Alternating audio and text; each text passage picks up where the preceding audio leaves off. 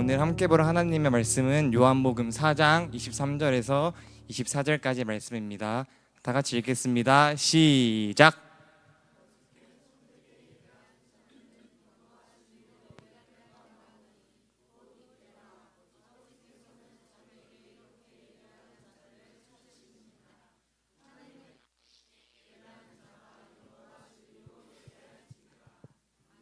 자, 여러분 반갑습니다. 네, 우리 친구들 중간고사 기간이 끝난 지 얼마 안 된 것 같은데 이렇게 잠깐 숨을 고를까 싶다가도 이제 기말고사 기간이 찾아와가지고 또 열심히 공부하느라 힘든 친구들이 여기 자리 가운데 있을 텐데, 저는 오늘 이 예배 자리에 나온 우리 모든 프리즘 친구들을 환영하고 축복합니다. 오늘 이 시간, 오늘도 말씀을 통하여서 우리 친구들 마음 가운데 있는 그 힘듦도 다 말씀을 통하여서 은혜로 씻겨지는 귀한 시간이 되기를 간절히 소망합니다. 저는 요즘 우리의 삶을 돌아보면은 예배가 점점 우선순위에서 밀려나고 자주 뒷전으로 밀려나 있음을 느끼는 것 같아요. 특히 여러분들처럼 중고등학생, 청소년 시기, 저도 아직 학생이긴 하지만은 여러분같이 청소년 시기에는 학원 스케줄 같은 문제, 친구와 다른 관계적인 문제, 가족 문제 등 여러 가지가 있지만, 저는 그 중에서도 우리 가운데 매 학기 시험기간이라는 이 단어가 우리의 마음을 혼란스럽게 만들고 마음을 분산시키는 것 같아요. 그리고 우리에게 어느 순간 예배라는 이 두 단어는 삶에서 옵션이 되고 맙니다. 예배가 있으면 좋고 없어도 없는 거지 하는 이런 마음을 가지고 없어도 괜찮은 것처럼 여겨지게 되는 것이죠. 저도 딱 여러분들처럼 얼마 안 되긴 했지만 저도 중고등학생 시절이 있긴 있었는데, 저는 여러분들처럼 시험 그런 스트레스보다는 저는 관계적인 문제 때문에 저 스스로를 어둠 속에 가두고, 이 어둠 속에 가둔 저 스스로를 예배적인 태도에까지 이어졌던 것 같아요. 한창 그 시기 때 엄마한테는 엄마 먼저 교회 가 있어라, 난 나중에 교회 가겠다 해놓고 안 간 적도 많고. 근데 엄마가 뭘 안 했는데 알면서 그냥 넘어가 주신 거겠죠? 그러신 거겠죠? 네, 전 그렇게 생각을 하고 있습니다. 근데 그때 저의 태도는 지금 내 마음이 이런데 굳이 오늘 한번 빠진다고 큰 문제가 있을까 하면서 스스로 합리화를 하면서 점차 예배라는 것과 점점 멀어졌던 것 같아요. 이렇게 제가 경험을 해보니까 솔직히 전 아직까지도 삶을 살아가면서 말씀을 365일 매일 붙잡고 살아가는 것은 정말 어려운 일인 것 같습니다. 하지만 그러한 현실 속에서도 주님께서 오늘 본문에서 지금이 예배할 때다라고 말씀하십니다. 여러분, 우리에게 있어서 예배는 절대로 없어서 되는 부분도 아니고 사라져서 되는 부분도 아닙니다. 이 예배를 한순간 놓치게 되면 결국 우리는 예배 자리 가운데 나오는 그 중심을 잃고 올바른 길로 갈 수 있는 방향을 이렇게 비틀어서 나아가게 되죠. 결코 그 방향도 잃게 되는 것입니다. 정말로 어두운 그림자만이 저만을 바라보고 그 앞을 가리게 되는 것이겠죠. 오늘 본문인 요한복음 4장을 보면 사마리아 수가성에서 일어난 놀라운 장면을 보여주고 있습니다. 여기에 사람들에게 외면받고 삶에 지쳐있던 한 여인이 한낮에 물을 길러 나왔는데, 그리고 예수님께서는 그 여인을 보시고 먼저 다가가셔서 그 여인에게 물을 한 잔 달라고 먼저 요청을 하십니다. 예수님께서는 그 여인의 삶의 문제를 알고 계셨고 그녀의 목마름이 무엇인지 알고 계셨기 때문에 먼저 다가가셔서 말을 거신 겁니다. 그녀는 몇 번씩이나 남편이 바뀐 삶을 살아왔고요. 이걸 어떻게 보면은 세상적으로 실패한 인생처럼 보일 수도 있겠죠.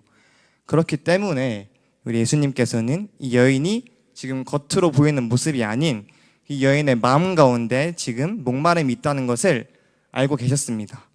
저는 이 목마름은 하나님과의 관계가 끊어지는 데에서 오는 목마름이라고 생각을 합니다.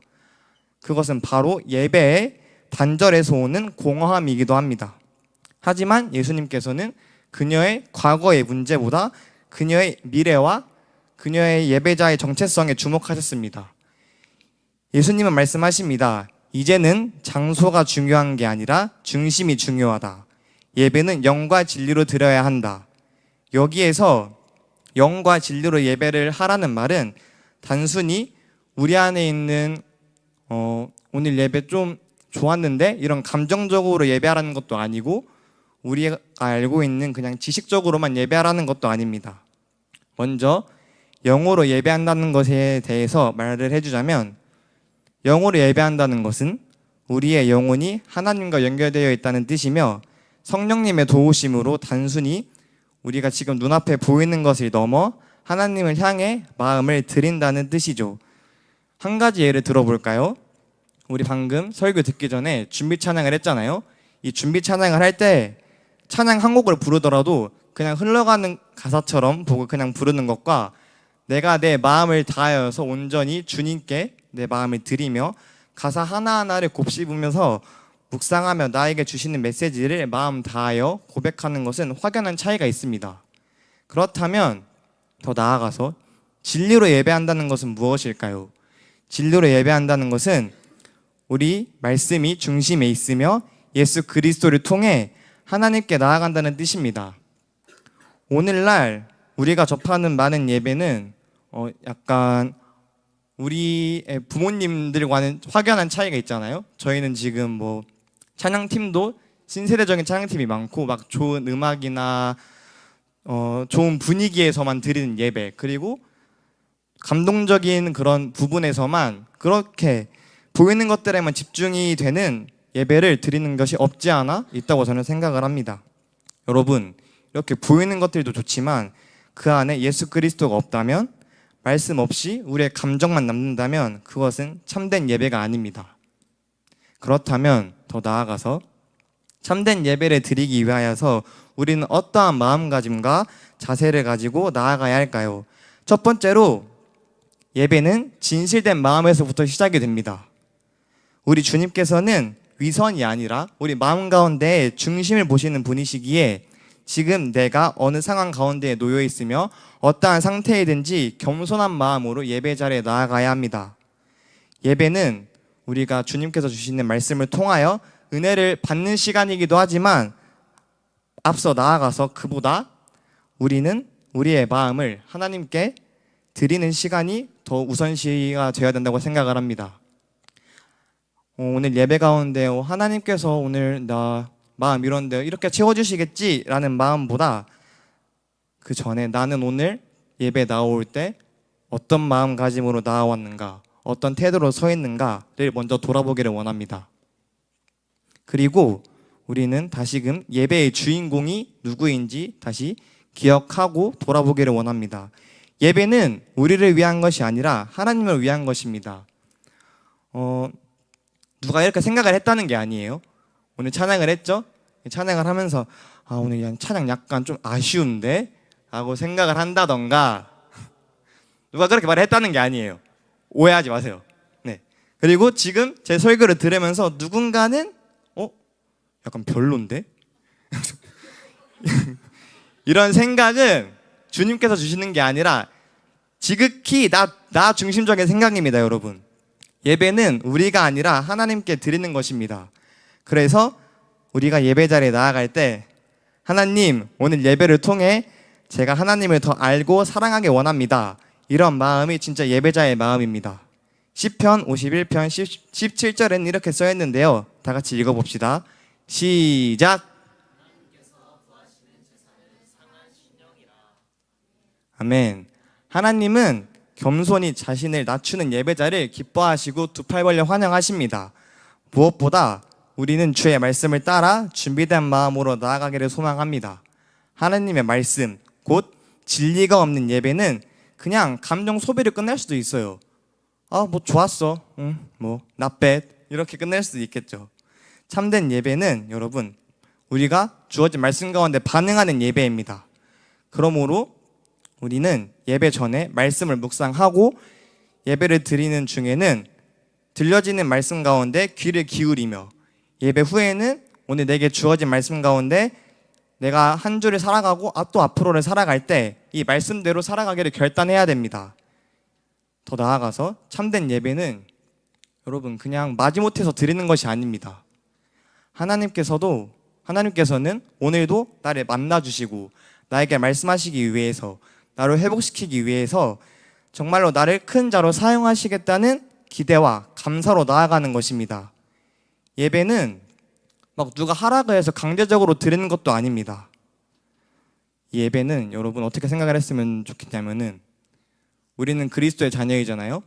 그리스도의 자녀로서 아무나 누릴 수 있는 게 아니라 우리만이 누릴 수 있는 특권이라고 생각을 했으면 좋겠습니다. 우리 지금 자신에게 이렇게 한번 질문을 해볼까요? 나는 오늘 예배를 기대하면서 나와왔는가? 아니면 습관처럼 나와서 그냥 흘러가는 시간을 보내고 있는가? 이 질문에 대한 대답이 오늘 설교 마지막에 해답이 되기를 소망합니다. 저는 여러분들이 지금 시험 기간을 보내고 있잖아요. 저는 시험 기간이 약간 이것을 비유하자면은, 환절기가 되면 다들 감기에 자주 걸리잖아요. 환절기마다 찾아오는 감기 같은 느낌이라고 저는 생각을 합니다. 시험 기간이. 그렇다고 하여서 환절기니까 또 환절기 왔네. 코 같은 은근 간지러운데 약간 좀 몸이 좀 안 좋은 것 같아 라면서 이게 핑곗거리가 되어서 신앙을 쉬어가는 게 아니라, 그럴수록 더 적극적으로 예배를 사모했으면 좋겠습니다. 주님은 다 아십니다, 여러분. 나보다 더 나를 더 잘 아시는 분이 우리 주님이시기에 지금 여러분의 개개인의 상황과 고민, 이 모든 것을 다 지켜보고 계시고 가장 좋은 길로 갈 수 있도록 예배하시고 계시는데, 우리는 그것을 항상 인지 못하고 딴 길로 새거나 뒷전으로 밀어버리는 것입니다. 근데 우리가 미룬 건데 주님께서 내가 바라는 것을 안 들어주셨어요. 근데 우리는 항상 그 불평을 주님께 쏟아내고 있다는 겁니다. 하나님께서 찾으시는 사람 다른 누구도 아닌 오늘 이 자리에 나와 앉아있는 바로 여러분 한 사람 한 사람인 줄 믿습니다. 예수님은 분명히 말씀을 하고 계시죠. 예배할 때가 오나니 곧 이때라. 우리는 종종 예배 자리에 나아가기 전에 이렇게 생각을 할 때가 있을 수도 있을 것 같아요.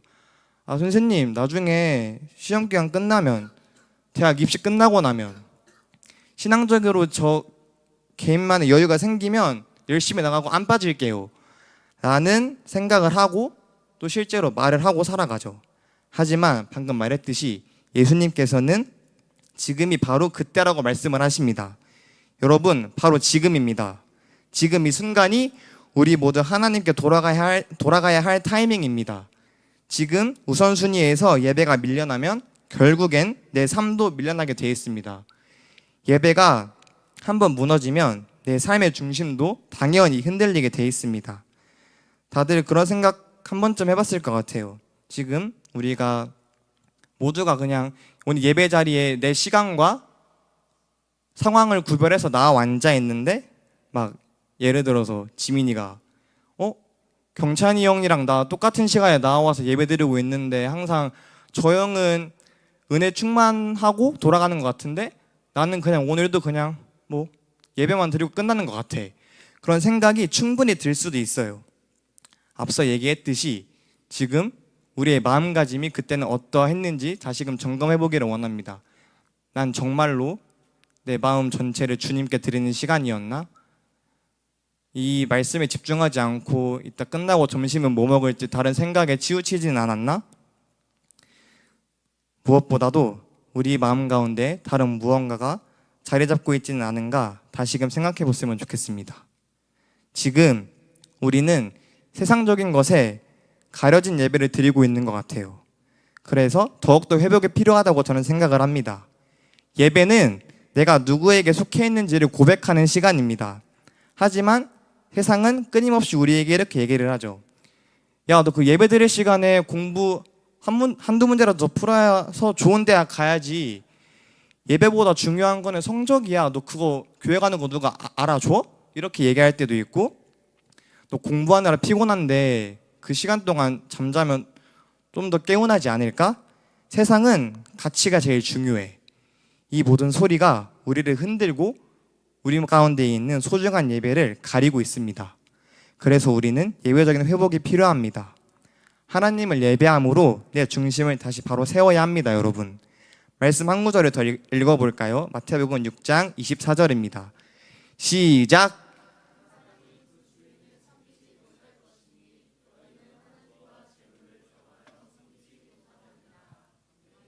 아멘. 여러분, 우리에게 예배는 선택이 아니라 예배는 우리의 정체성입니다. 다른 누군가의 것이 아니라 우리가 마땅히 누릴 수 있는 축복입니다. 나는 하나님께 속한 자인가? 아니면 세상에 지금까지 휘둘리는 자인가? 또 이러한 질문 앞에서 뭐라고 답을 하시겠어요, 여러분? 저는 이 질문에 다른 무엇보다 우리는 예배로 답을 하면서 나아가야 된다고 생각을 합니다. 마지막으로 예배의 회복은 개인적인 회복과 공동체의 회복을 넘어 복음 전파까지 연결됩니다. 예배는 오늘 나 예배 자리에 나와왔어, 나 은혜 받았어서 끝나는 게 아니라 그 은혜가 흘러가야 됩니다. 내가 예배를 통해서 내 삶이 회복되면은 그 회복도 흘러가야 된다는 소리입니다. 그것이 진짜 예배자의 삶입니다, 여러분. 예수님께 예배를 들은 사마리아 여인은 어떻게 했나요? 그녀는 마을로 달려가 사람들에게 예수님을 소개했습니다. 요한복음 4장 29절을 제가 읽어드리도록 하겠습니다. 내가 행한 모든 것을 말한 그분을 와서 보라. 아멘. 그 여인의 회복은 마을 전체의 회복으로 이어졌습니다, 여러분. 이처럼 예배자는 은혜를 나누는 전도자가 되기도 합니다. 우리도 마찬가지입니다. 여러분, 이 시간 받은 예배의 감격을 세상에 전해야 합니다. 사랑하는 프리즘 여러분, 오늘 우리 말씀 앞에 분명히 섭시다. 지금 내 마음 가운데 예배가 흐려진 것을 다시 밝히기를 원하십니까, 여러분? 오늘은 시험을 중점으로 이야기를 하긴 했지만은 우리 개개인의 사람들 간에 내 마음 간의 관계적인 문제, 그리고 가정의 문제, 또 더 나아가 신앙의 문제까지 많은 문제들에 가려져 묻혀버린 예배의 자리를 다시금 회복하기를 원하십니까? 여러분, 회복은 회개의 마음에서 시작되고 회개는 사랑의 하나님께로 나아감으로 비로소 완성이 됩니다. 그렇다면 우리 모두 오늘 예배 가운데 내 감정이 아니라 온전히 영과 진리로 하나님을 만나기를 간절히 바라는 프리즘 한 명 한 명이 되기를 간절히 소망합니다. 우리 찬양하며 기도의 자리로 나아갑시다.